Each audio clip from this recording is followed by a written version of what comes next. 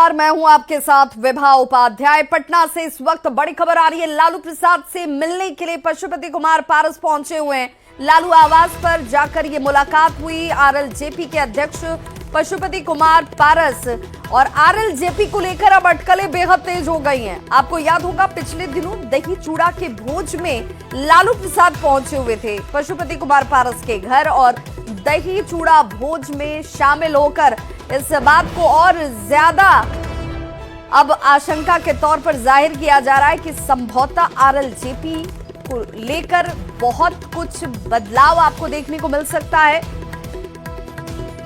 और पटना संवाददाता धर्मेंद्र कुमार हमारे साथ इस वक्त ज्यादा जानकारी के साथ जुड़ गए। धर्मेंद्र, इस मुलाकात को किस लिहाज से देखा जाए? जी, जिस तरह से एनडीए में पशुपति पारस लगातार दरकिनार किए जा रहे थे, तो ये पूरी तरह से साफ हो गया था कि अब पशुपति पारस का अगला ठिकाना एनडीए को छोड़कर कहीं और होगा। और जिस तरह से पिछले कुछ दिनों में लालू प्रसाद यादव से नजदीकियां बढ़ी हैं, मकर संक्रांति के भोज में उन्हें देर रात जाकर आमंत्रित करना, फिर लालू प्रसाद यादव का पशुपति पारस के यहाँ पहुंचकर भोज में शामिल होना, ये पूरी तरह से लगभग साफ होने चला है कि अब पशुपति पारस का अगला ठिकाना लालू प्रसाद यादव के साथ होगा, महागठबंधन के साथ होगा। और आज पशुपति पारस ने जिस तरह से लालू यादव से मुलाकात की, करीब 20 मिनट तक लालू यादव से पशुपति पारस से मुलाकात की है, तो ये पूरी तरह से साफ होता चला गया कि अब महागठबंधन में ही पशुपति पारस का अगला ठिकाना होगा।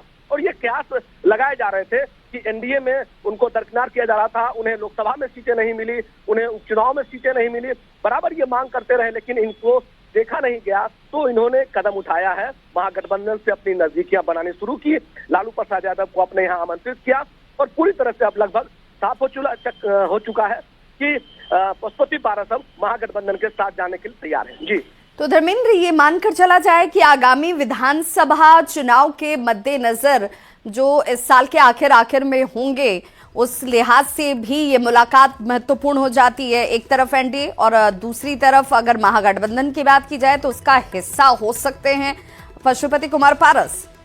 जी, जिस तरह से 2025 के विधानसभा चुनाव होने हैं और उसके लिए पार्टियां पूरी तरह से गोलबंद हो रही हैं और एनडीए में अगर इन्हें पशुपति पारस बार बार कह रहे थे कि हमें अगर सम्मान नहीं मिलेगा एनडीए में तो हम पूरी तरह से स्वतंत्र हैं अपने पार्टी को बचाने के लिए, अपने अगले चाल के लिए। और जिस तरह से लालू यादव के साथ इनका मिलना रहा, ये लालू यादव को निमंत्रण देते हैं, मकर संक्रांति के भोज से आते हैं, तो पूरी तरह से साफ है कि अगला ठिकाना पशुपति पारस का महागठबंधन में होगा। और जो विधानसभा चुनाव होंगे उस विधानसभा चुनाव में महागठबंधन की तरफ से वो अपनी पार्टी को लेकर चुनाव लड़ेंगे और फिर एक अलग ही परिदृश्य होगा। जी बिल्कुल, बहुत बहुत शुक्रिया धर्मेंद्र तमाम जानकारी के लिए। तो आरएलजेपी को लेकर अब ये अटकलें बेहद तेज हो चुकी हैं, जिसमें महागठबंधन में शामिल होंगे पशुपति कुमार पारस। सूत्रों के हवाले से हालांकि इस वक्त ये बड़ी खबर है, औपचारिक बयान आना अभी बाकी है। महागठबंधन में शामिल होंगे पशुपति कुमार पारस, जिसे लेकर कयास भी लगाए जा रहे हैं कि आखिर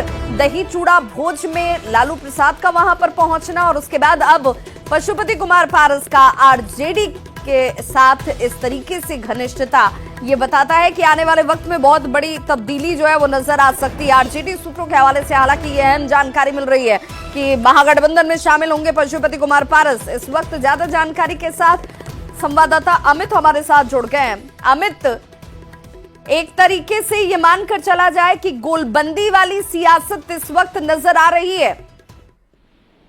देखिए, बिल्कुल आरजेडी जो है वो पूरे तौर पे विधानसभा चुनाव जो होने हैं 2025 उसकी तैयारी में जुट गई है। चाहे वो तेजस्वी यादव का जिले में जाकर के कार्यकर्ता से मिलने का मामला हो या जो दूसरे खेमे में शामिल पार्टियां हैं उसको अपने महागठबंधन के खेमे में लाने की जुगत हो, तो उसमें कहीं न कहीं एक पहली कामयाबी के तौर पे पशुपति पारस को महागठबंधन में शामिल होता हुआ नजर आ रहा है। कि आज पशुपति कुमार पारस जो है वो अपने भतीजे के साथ जो है प्रिंस कुमार के साथ लालू यादव के पास पहुंचे थे और यहाँ के उनकी मुलाकात हुई और ये मुलाकात जो है वो तकरीबन 20 मिनट तक रही। और उसके बाद जब वो निकले हैं घर से बाहर राबड़ी देवी के आवास से, लालू प्रसाद यादव से मिलकर के जब पशुपति पारस निकले तो मीडिया से उन्होंने हालांकि कोई बात नहीं की, वो अपनी गाड़ी को सीधे आगे निकालने का निर्देश दिया और गाड़ी उनकी निकल गई।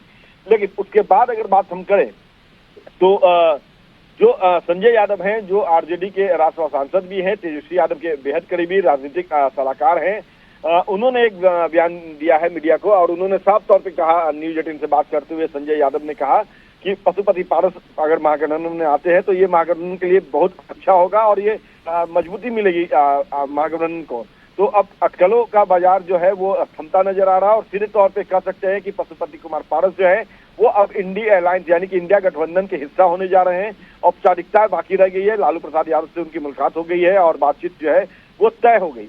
तो अब यही वजह है कि इसके बाद जो है संजय यादव ने भी उनका स्वागत किया है और खुले दिल से स्वागत किया है। उनका कहना है कि एनडीए में उनको वो मान सम्मान नहीं मिल रहा था जिसके वो हकदार हैं।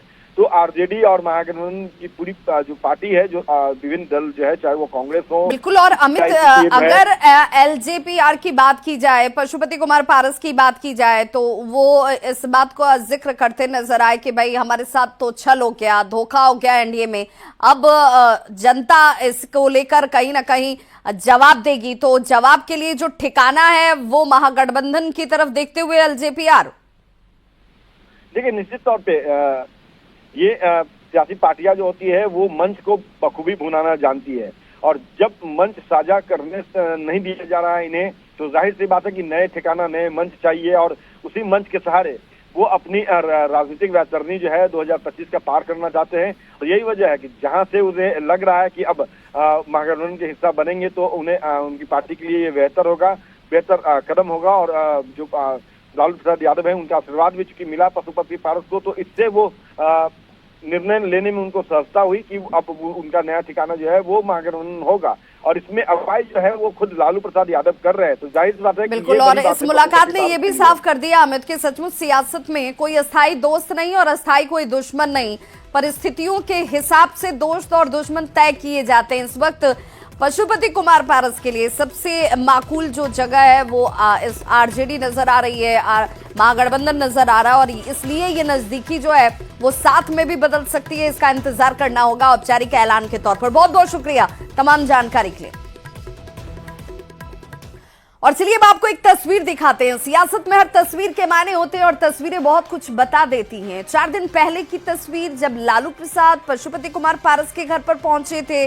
15 जनवरी दही चूड़े का भोज। बिहार की सियासत में ये दही चूड़े वाली भोज जो है वो बहुत तब्दीली लेकर आती है और सियासी सुगबुगाहट को तेज कर देती है। पशुपति कुमार पारस के घर पर आयोजित दही चूड़ा, इसी भोज में शामिल होने के लिए लालू प्रसाद पहुंचे थे। दोनों के बीच काफी गर्मजोशी के साथ बातचीत हुई, मुलाकात हुई और उस मुलाकात के दौरान की तस्वीरें देखिए। तभी से इस बात के कयास लगाए जाने लगे कि पशुपति कुमार पारस के लिए अब नया ठिकाना क्या महागठबंधन होने वाला है। सियासी बिसात बनाए रखने के लिए और उस पर अपनी चाल को चलने के लिए बहुत जरूरी है कि साथ बनता और बिगड़ता जब है तो उसमें एक मजबूत साथी की जरूरत होती है। तो आरएलजेपी की तरफ से अगर देखा जाए, पशुपति कुमार पारस और लालू प्रसाद की मुलाकात जो आज भी हुई है, 2 तस्वीरों के जरिए समझिए। 15 जनवरी की पहली तस्वीर जब लालू प्रसाद पहुंचे पशुपति कुमार पारस के घर पर दही चूड़ा भोज में, और दूसरी तस्वीर आज खुद पशुपति कुमार पारस पहुंचे लालू प्रसाद से मिलने के लिए। 20 मिनट तक मुलाकात हुई और मुलाकात के बाद जो सूत्र आरजेडी के हवाले से ही जो सूत्र जानकारी दे रहे हैं, बता रहे हैं कि संभवतः बहुत जल्द महागठबंधन का हिस्सा हो सकते हैं पशुपति कुमार पारस।